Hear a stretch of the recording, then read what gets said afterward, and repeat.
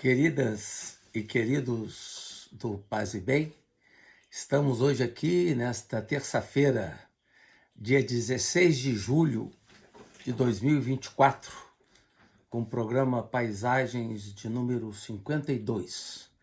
Hoje vamos falar, nessa manhã de terça, sobre um tema muito particular para mim, um autor que marcou muito a minha formação acadêmica. O tema que eu escolhi foi O Aroma Dialogal de Raimundo Lúlio, grande pensador catalão, que nasceu por volta de 1232 e morreu no ano de 1316.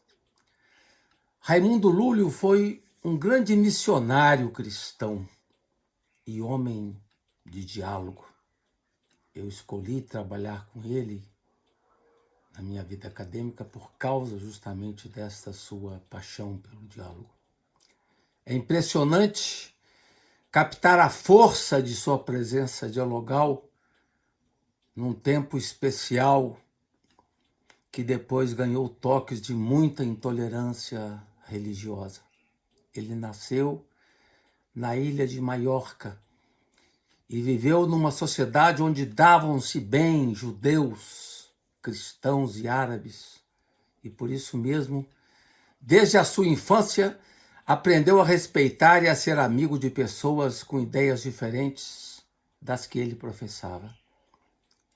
Ele foi um inimigo acérrimo da violência, que sempre convencer pela razão em vez de vencer pelas armas. Maiorca tinha sido conquistada aos árabes no ano de 1229 pelo rei Jaime I. O reino de Maiorca passou então a integrar os territórios das Ilhas Baleares, no Languedoc, na Espanha. Lúlio nasceu 3 anos depois da conquista da ilha pelo exército de Jaime I. Passou sua juventude em convívio diário com muçulmanos e judeus. Os habitantes da ilha, na ocasião, eram cerca de 50 mil pessoas, sendo 40% delas muçulmanas. Os judeus eram minoria, cerca de pouco mais de 3 mil pessoas.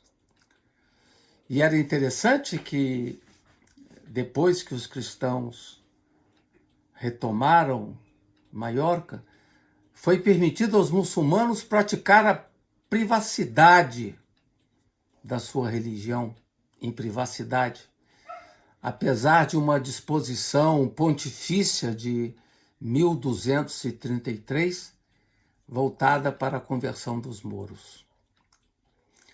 O grande pensador catalão Raimundo Lúlio passou por 4 fases importantes na sua vida. A fase da conversão, entre os anos 1232 e 1263, quando ele converte ao cristianismo. A parte da formação, 1263 a 1274. A fase da contemplação, 1274 a 1283, e finalmente a fase de pregação, 1283 a 1316.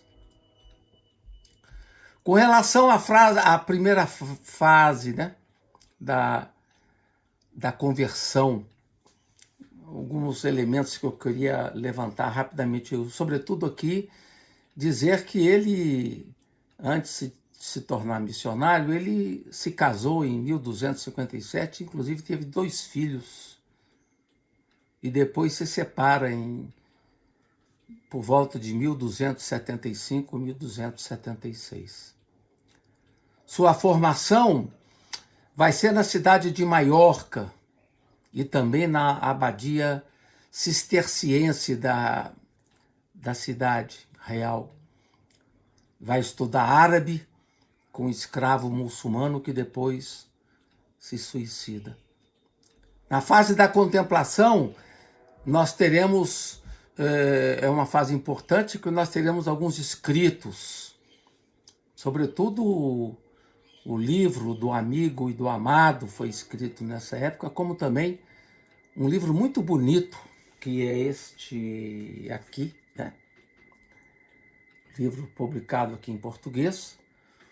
O livro do Gentio e dos Três Sábios, que foi escrito entre os anos 1274 e 1276. Né? E por volta de 1277, ele escreve o livro do Amigo e do Amado. Né?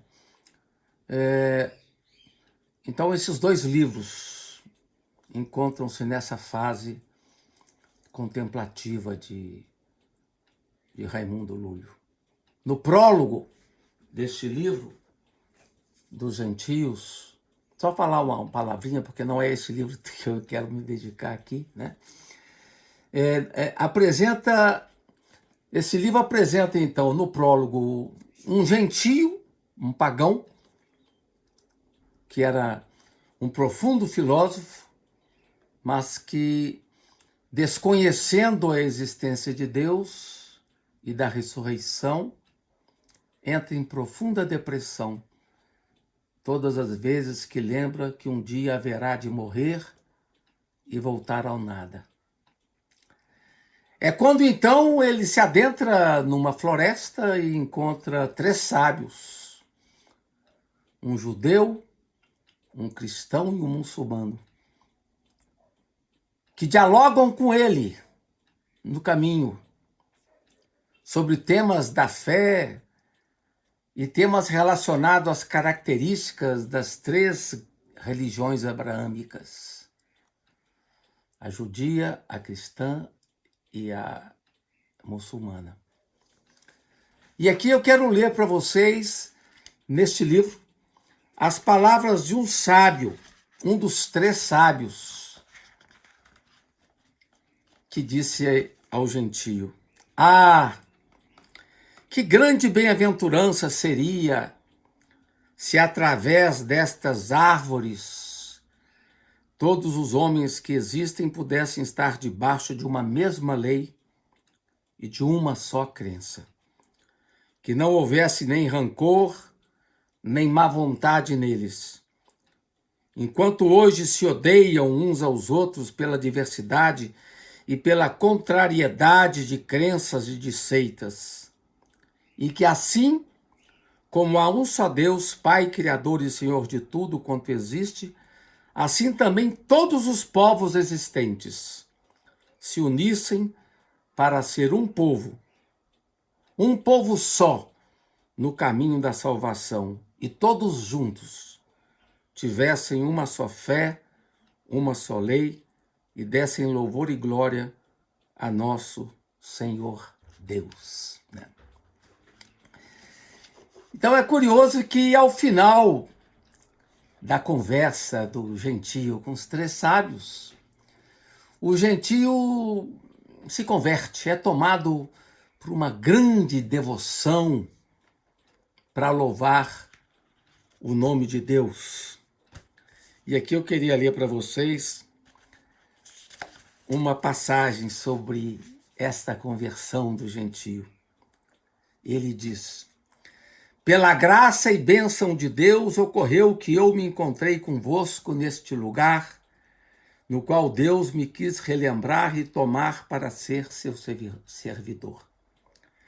Ora, bendito seja o Senhor e bendito seja o lugar, e vós sede benditos por ele, e bendito seja Deus que vos deu a vontade de vir aqui, e neste lugar, onde tanta bem-aventurança me ocorreu, quero, na presença de vós, senhores, separar e escolher aquela lei que me é significada ser verdadeira pela graça de Deus e pelas palavras que vós me tendes dito.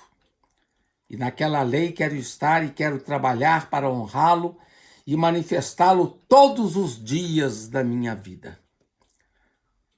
Quando o gentio terminou essas palavras, ele se pôs em pé para se ajoelhar e de joelhos manifestar a lei que desejava escolher, viu de longe vir pelo bosque 2 gentios da sua terra. Ele acabou não revelando para os sábios qual religião ele tinha escolhido, né? E se admirou também dos sábios não esperarem dele ouvir qual a lei, qual a religião que ele tinha escolhido. E um dos sábios disse de forma muito bonita: este é um assunto para discutir entre nós, a fim de que encontremos pela força da razão e pela natureza do entendimento qual é a lei que poderás escolher. Muito importante isso para Raimundo Lúlio. A escolha da religião deve acontecer pela força da razão e pela natureza do entendimento. Isso marcou toda a sua perspectiva missionária. E continua um dos sábios: se em nossa presença dissesses qual é a lei que mais amas, não teríamos mais assunto para discutir, nem verdades a descobrir. Então, no fundo, os sábios respeitaram a decisão camuflada, né? A decisão escondida do gentio na sua experiência de conversão. Então, esse é um livro muito bonito de Raimundo Lúlio, que deve ser lido com calma. Mas a intenção... Então, falando ainda dos 3 momentos, né? O quarto momento de Raimundo Lúlio é o momento da pregação, que vai de 1283 a 1316. Ele foi um grande pregador da tradição cristã. E ele morre aos 84 anos, perto de Maiorca. Uma lenda piedosa diz que ele morreu lapidado, e uma lenda que nunca foi desmentida. E é curioso assinalar que ele passou entre os anos 1265 a 1274 por 9 anos de grande silêncio, com redução significativa de seus trabalhos. Então, esse livro que nós vamos falar, citar alguns trechos rapidamente: o livro do Amigo e do Amado, publicado no Brasil pela editora Loyola, está esgotado, e eu tenho ele em outras línguas, né? No italiano. Essas 2 traduções são muito bonitas, né? Então,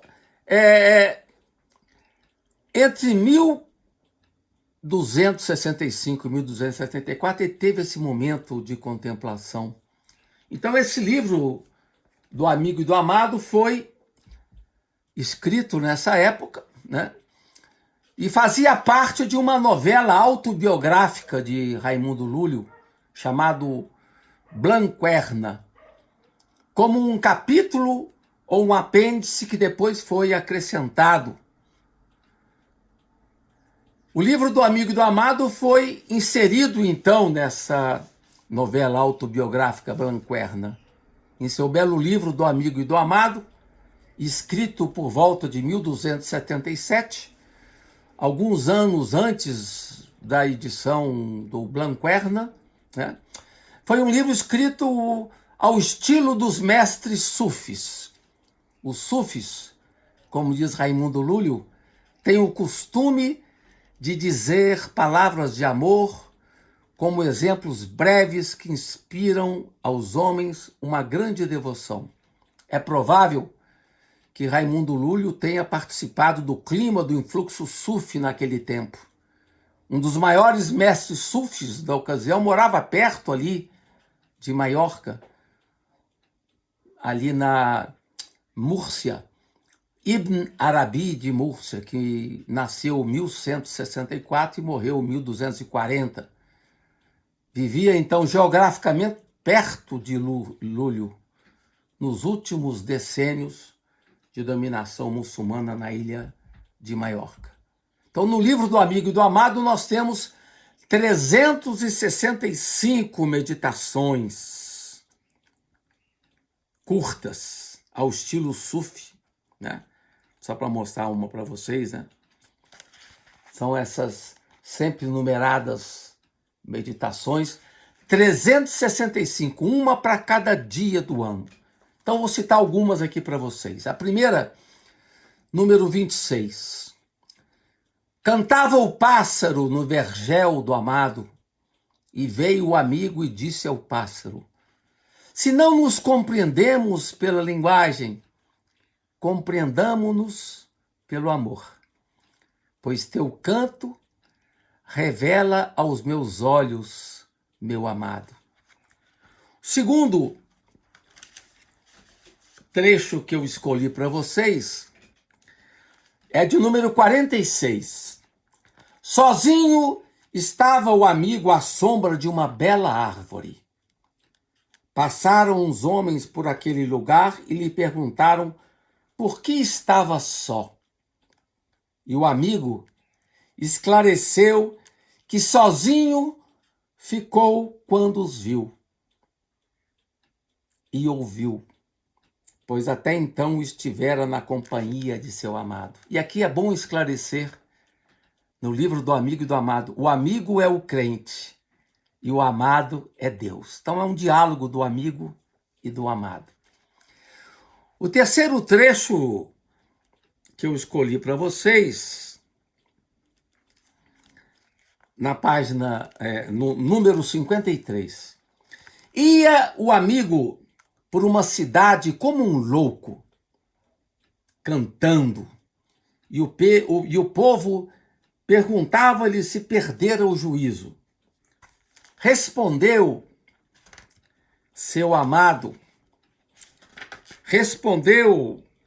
que seu amado havia lhe arrebatado a vontade e que ele lhe entregara a inteligência.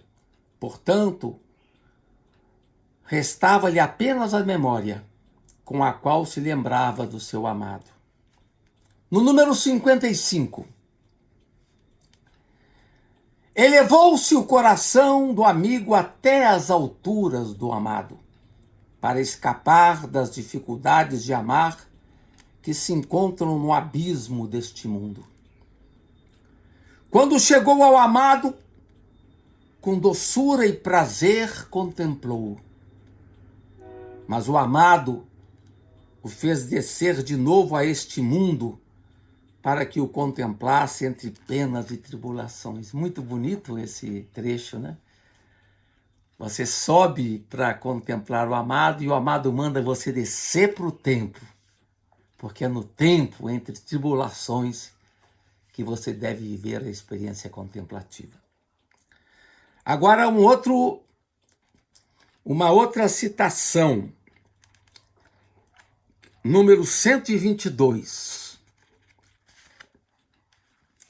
Iluminou o amor a nuvem que se intrometeu entre o amigo e o amado, e tornou-a assim clara e resplandecente como a lua no meio da noite, como a estrela na aurora, o sol no dia e a inteligência na vontade. E através daquela nuvem resplandecente, falaram-se amigo e amado. Agora uma outra passagem, número 159. Nos segredos do amigo se revelam os segredos do amado, e nos segredos do amado se revelam os do amigo. Trata-se de saber qual dos dois segredos é a maior ocasião de revelação. Mais um trecho, aqui na número 172.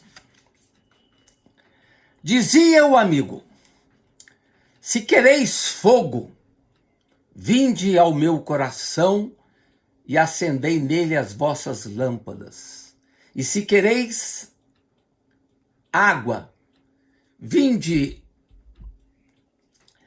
às nascentes dos meus olhos cheios de lágrimas, E se quereis pensamentos de amor, vinde a tomá-los na minha meditação. Agora outro, 217. O amigo encontrou o amado e viu-o muito nobre e poderoso, digno de toda honra, e disse que muito se admirava de que tão poucos o amassem, o conhecessem e o honrassem conforme merecia a sua dignidade. E o amado disse-lhe que ficou decepcionado com o homem que criara precisamente para que o amasse, conhecesse e honrasse. Lamentou-se de que entre 1000 homens, apenas 100 o temiam ou amavam. Que dos 100, 90 o temiam pelo castigo e 10 o amavam esperando receber glória, e que ninguém o amava por sua bondade e nobreza. Quando o amigo ouviu essas palavras, chorou fortemente pelo desacato de seu amado e disse: Amado, tu que tanto deste ao homem e tanto o honraste, por que o homem te esqueceu tanto? Agora, os números 258 e 259. À direita do amor reside o amado, e à esquerda o amigo. Por isso, sem passar pelo amor, não se pode alcançar o amado. E a 259. O amado está de permeio entre o amigo e o amor. Por isso, o amigo não pode atingir o amor sem atravessar com pensamentos e desejos o amado. Esse é um pensamento que eu usei muito nas minhas reflexões, né? Quer dizer, se você não pode passar pelo amor sem alcançar o amado, e não pode atingir o amado, né? Não pode atingir o amor sem ter sido penetrado antes pelo amado. Bom, por fim, a última reflexão, número 311. Jamais foi verdadeiro o que em meu amado não foi, e é falso o que em meu amado não é. E falso será o que em meu amado não será. Por isso, necessário é que seja verdade tudo o que será e foi e é, se meu amado lá se encontra. E falso é o que é verdadeiro se meu amado lá está ausente, sem que haja nisso contradição. Outra linda reflexão que fala que falso, o verdadeiro pode ser falso quando o amado não habita ali. Com isso, amigos queridos e amigas, terminamos mais esse nosso programa Paisagens, com muita alegria. Retornamos na semana que vem. Muito obrigado a todos que estão me ouvindo e que vão me ouvir. E até a próxima semana. Paz e bem.